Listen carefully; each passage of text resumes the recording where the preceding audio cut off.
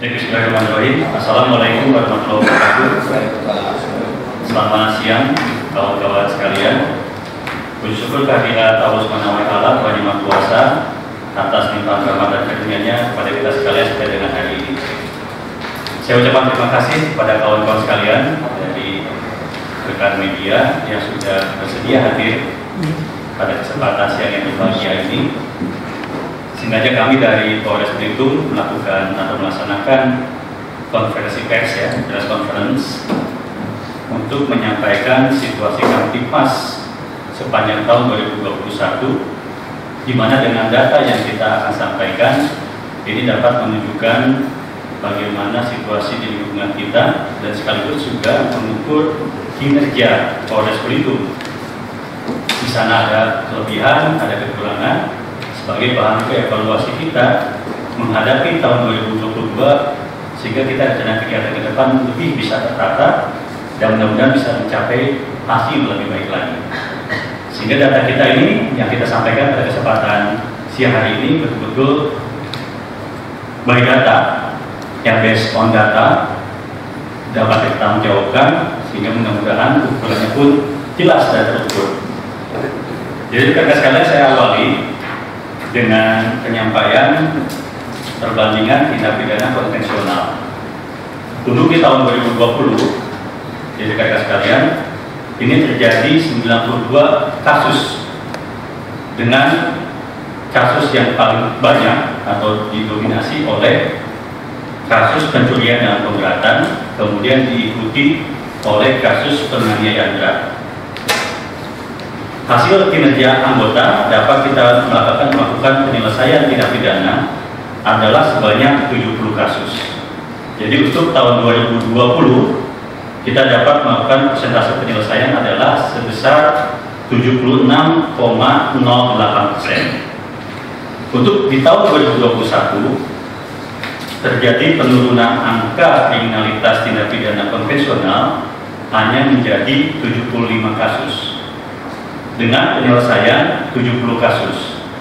Jadi ada peningkatan persentase penyelesaian menjadi 93,33%. Untuk angka kasus tertinggi masih tetap adalah kasus pencurian dan pemberatan, namun untuk di urutan kedua beralih menjadi kasus penipuan.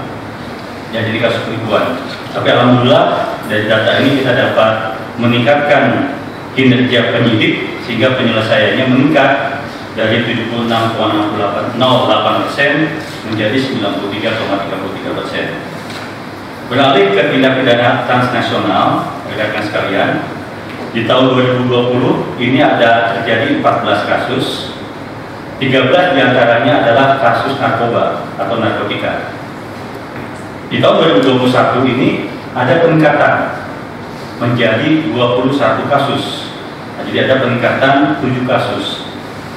Di narkobanya itu ada 19 kasus. Jadi ada peningkatan 6 kasus di pengungkapan tindak pidana narkoba. Dari ukuran ini berbeda dengan cara mengukur kita untuk tindak pidana konvensional dan tindak pidana yang lain. Untuk tindak pidana transnasional khusus narkoba ini menjadikan ukuran bahwa kinerja Sat Narkoba Polres Belitung di tahun 2021 meningkat karena berhasil mengungkap, melakukan penyelidikan sampai dengan pengungkapan terhadap kasus narkoba meningkat sebanyak 6 kasus. Namun tentu di satu sisi yang lain ini juga menandakan ada pekerjaan rumah kita bersama, berarti menandakan di Kabupaten Belitung juga kasus narkoba ini, peredaran dan penyalahgunaan narkoba perlu menjadi perhatian kita bersama. Kita sangat berharap tentunya tidak perlu ada pengungkapan, bahkan kita zero dari penyalahgunaan dan peredaran narkoba ini. Kemudian berlanjut ke perbandingan kejahatan kontingensi.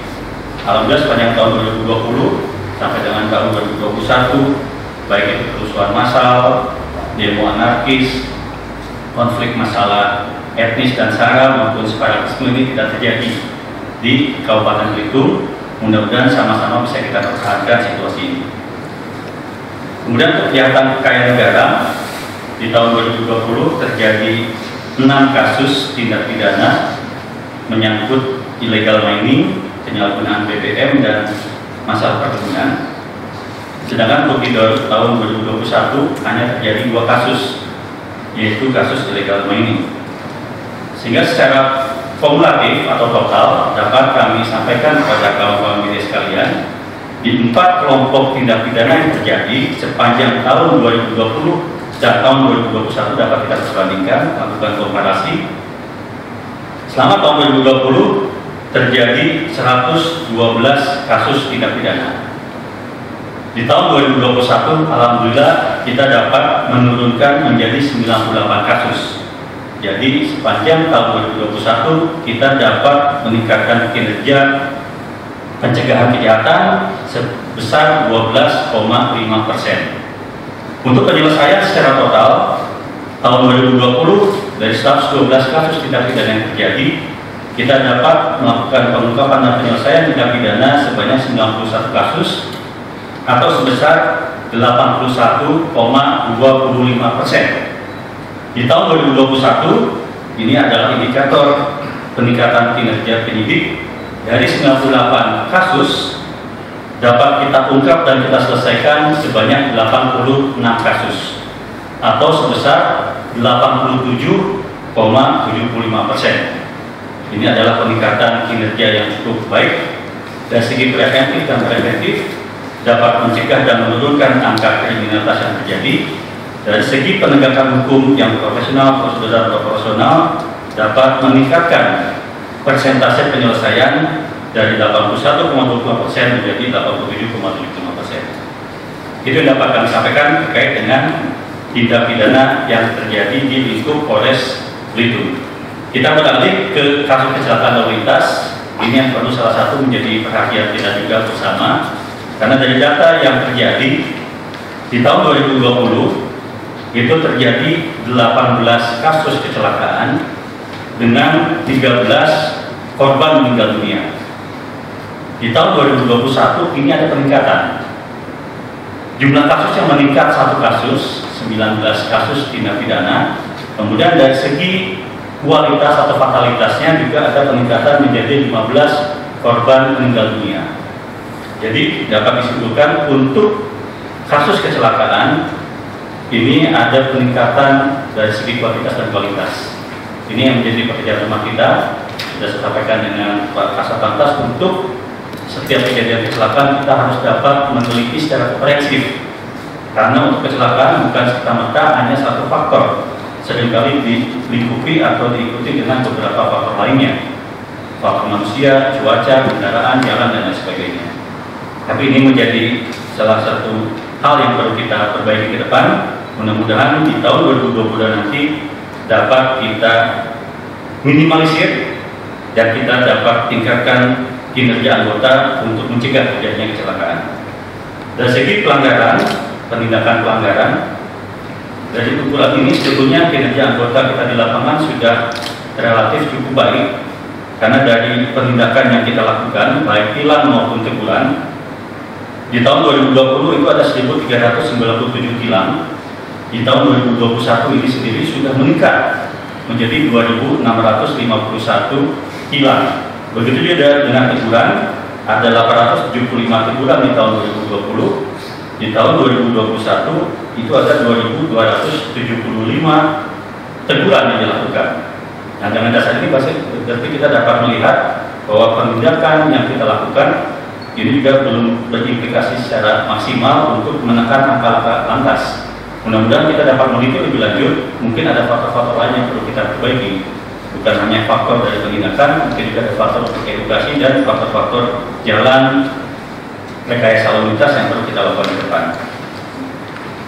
Dari segi kriminalitas dan kejahatan yang terjadi, mungkin itu yang dapat kami sampaikan kepada kawan-kawan media sekalian. Namun saya tambahkan juga bahwa sepanjang tahun 2020 dan tahun 2021 memang Polri menjadi salah satu juga bagian untuk membantu pemerintah dalam rangka PCP. pencegahan COVID maupun percepatan ekonomi nasional, sehingga kita juga memang masih disibukkan untuk melaksanakan kegiatan-kegiatan itu. Alhamdulillah untuk data sampai dengan hari ini, untuk data pasien COVID-19 ini di angka 0, jadi tidak ada yang terkonfirmasi, tidak ada yang dirawat, tidak ada yang isolasi. Mudah-mudahan ini dapat kita pertahankan untuk menjelang tahun baru ini, sama-sama kita jaga protokol kesehatan. Dan satu lagi tambahan yang perlu juga kita upayakan untuk dapat kita wujudkan, yaitu untuk capaian vaksinasi. Saya berharap betul kita di akhir tahun 2021 ini dapat mencapai vaksinasi 80% di vaksinasi dosis pertama, kemudian juga dapat 20% di vaksinasi dosis kedua. Kemudian di lansia juga kita dapat mencapai 60%, sehingga mudah-mudahan di awal Januari 2022 kita sudah bisa mulai start untuk melaksanakan kegiatan vaksinasi di usia 6 dan 11 tahun. Itu yang sama-sama mungkin perlu dapat kita sampaikan dan kita kerja keras bersama. Mudah-mudahan dengan kolaborasi stakeholder terkait dapat kita wujudkan semua harapan-harapan itu. Mungkin itu sementara yang dapat kami sampaikan kepada kawan-kawan sekalian. Mungkin ada 1-2 pertanyaan yang perlu disampaikan, kami persilakan. Mohon izin Komandan, selamat pagi. Saya Ajay dari Triton Express. Yang saya tanyakan tadi kan dijelaskan tentang meningkatnya pencurian dengan pemberatan di tahun 2021 ini. Menurut Komandan, apa penyebab utama meningkatnya kejahatan tersebut? Terus nanti win-win solusinya seperti apa? Mungkin saya langsung jawab satu-satu aja ya, biar nggak lupa. Jadi saya pertama koreksi dulu ya, sebetulnya tidak ada peningkatan. Untuk angkanya pencurian dan pemberatan ini tidak ada peningkatan jumlah, jadi tetap. Namun memang secara total dari sekian jumlah kejahatan profesional, pencurian dan pemberatan masih yang tertinggi, bukan bertambah. Jadi di tahun 2020 maupun tahun 2021 itu masih yang paling tinggi kejadian dibandingkan kejadian tindak pidana yang lain. Tapi kalau secara angkanya itu masih tetap, jadi tidak ada peningkatan. Nah, terima kasih atas pertanyaannya. Jadi memang kita betul-betul sedang melaksanakan mapping dan menganalisa mengapa pencurian dan pemberatan ini terjadi. Tentu kalau dengan kita dasarkan kepada berbagai macam teori kejahatan, setiap kejahatan itu memang ada niat dan kesempatan. Jadi di satu sisi di sana juga ada niat dari pelaku, dan kemudian juga seringkali juga tidak tertutup kemungkinan itu ada kesempatan, ada kelengahan, ada celah di mana korban tidak aware dengan situasi lingkungan yang terjadi. Nah, dari beberapa kasus yang terjadi dengan kasus itu nanti mungkin bisa juga saya berikan kesempatan untuk menambahkan. Ini ada selain faktor niat dari pelakunya untuk melakukan tindak pidana itu, namun di satu sisi juga ada kelengahan-kelengahan yang dilakukan oleh korban. Karena pencurian dan pemberatan ini bukan serta-merta pemberatan dengan tindakan fisik dari tersangka, tapi itu juga dilakukan di malam hari, di mana mungkin pada saat kesempatan-kesempatan tertentu di situ ada kelengahan untuk tidak mengunci pintunya dan lain sebagainya. Nah, ini yang seringkali kita sedang evaluasi dengan Pak Kabakop juga untuk meneliti setiap kasus terjadi curang ini. Apakah lokasinya di mana, jamnya di mana? Ada beberapa data yang kita miliki. Ini seringkali juga ada waktu-waktu tertentu di mana ada kelengahan dari korban. Oleh karenanya untuk ke depan ini yang kita akan menjadikan kegiatan preemptif edukasi, sehingga mudah-mudahan tidak ada lagi calon-calon tersangka.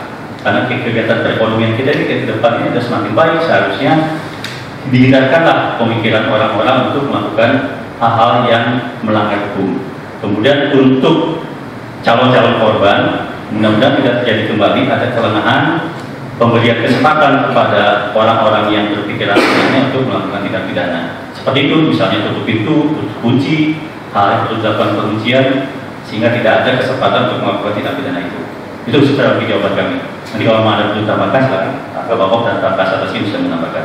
Kasus pembunuhan sendiri dari tahun ini perbandingan dengan tahun lalu. Nah, perbandingan tahun ini ada berapa banyak pembunuhan dan tahun lalu ada berapa banyak.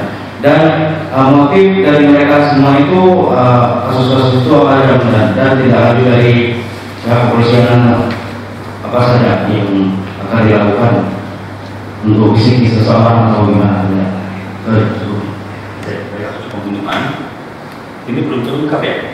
Tahun 2020 kalau ditanya ini masih kosong. Namun kalau untuk di tahun 2021 itu terjadi 3 kasus pembunuhan dan alhamdulillah 3-3-nya sudah dapat diselesaikan. Nah, dengan data ini berarti ada peningkatan kasus pembunuhan seperti yang juga terjadi baru saja. Namun alhamdulillah dengan rahmat dari Allah SWT, kemudian kinerja dari anggota, tidak dalam waktu lama, tidak mencapai 1x24 jam dapat kita ungkap kasus-kasus pembunuhan itu. Nah, kasus pembunuhan yang terjadi seringkali juga seperti halnya kejadian yang terakhir itu sebetulnya memang karena ada hubungan yang baru saja menggunakan media sosial. Nah, padahal di situ ada belum sepenuhnya mengenal antara satu dengan yang lainnya.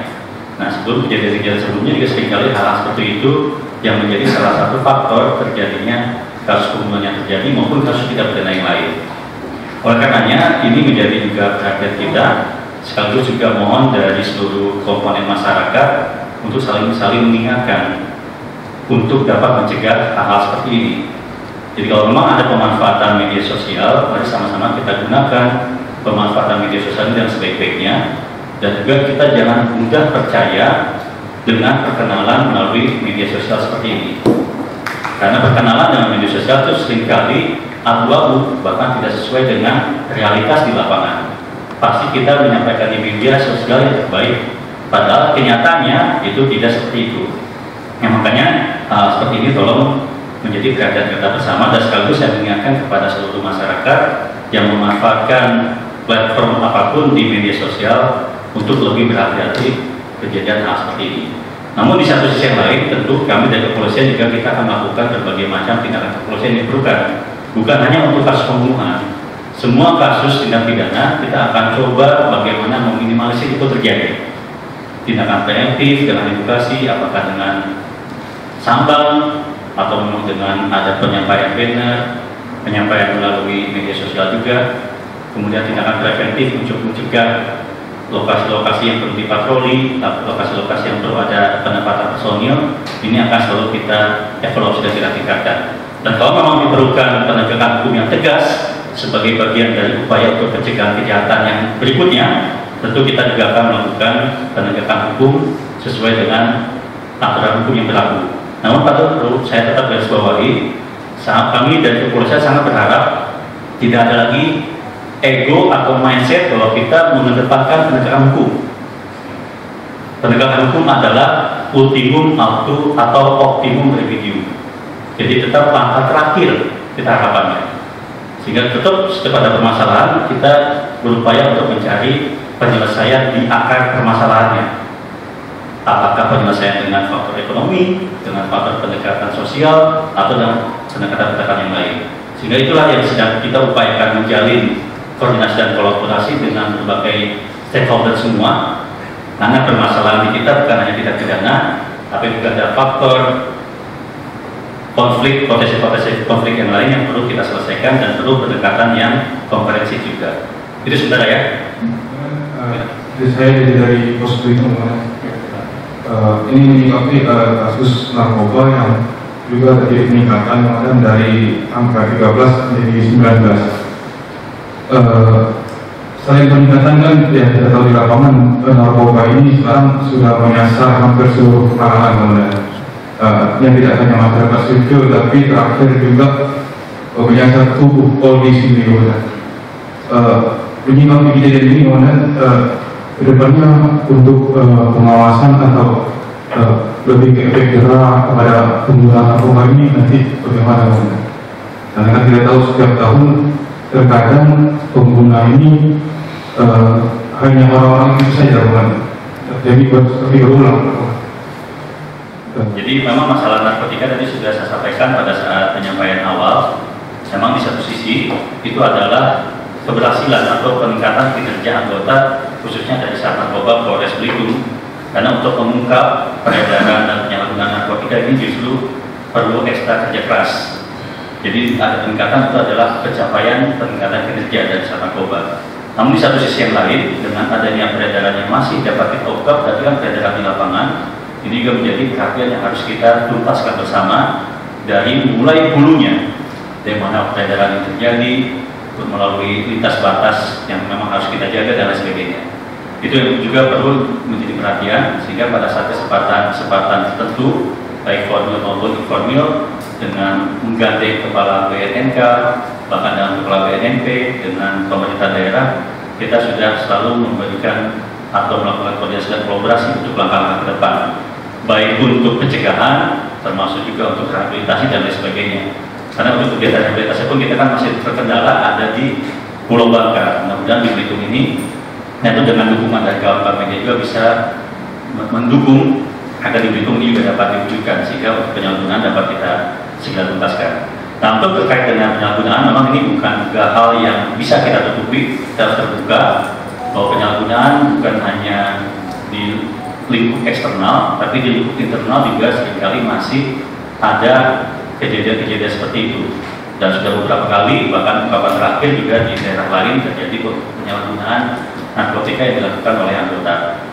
Secara tegas kami sampaikan, ini juga sudah ada statement tegas dan jelas dari Bapak Kapolri dan dari Bapak Kadif Propam bahwa untuk penyalahgunaan narkotika yang dilakukan oleh anggota, maka ini sudah tidak ada ampun dan toleransi kembali. Saya di sini tentu tidak akan memberikan relaksasi apa yang sudah menjadi kebijakan pimpinan, maka itu yang akan saya laksanakan. Mudah-mudahan itu menjadi warning bagi anggota-anggota yang masih juga menyalahgunakan itu, tapi mudah-mudahan dengan ada warning itu sudah tidak terjadi kembali. Tapi kami harapkan memang sudah kita melalui evaluasi kita laksanakan dengan seluruh komandan-komandan langsungnya, kita selalu mengawasi dan mengingatkan, karena kami juga berharap mudah-mudahan penyalahgunaan itu tidak terjadi kembali. Tapi itu secara kebijakan saya tegaskan bahwa itu kebijakannya sudah terpusat dari Bapak Kapolri, Bapak Kadif Propam sudah menyampaikan tidak ada ampun dan toleransi pada penyalahgunaan narkotika yang dilakukan oleh anggota, maka itu juga yang akan saya laksanakan tanpa ada relaksasi yang lainnya. Saya akhiri, wassalamualaikum warahmatullahi wabarakatuh.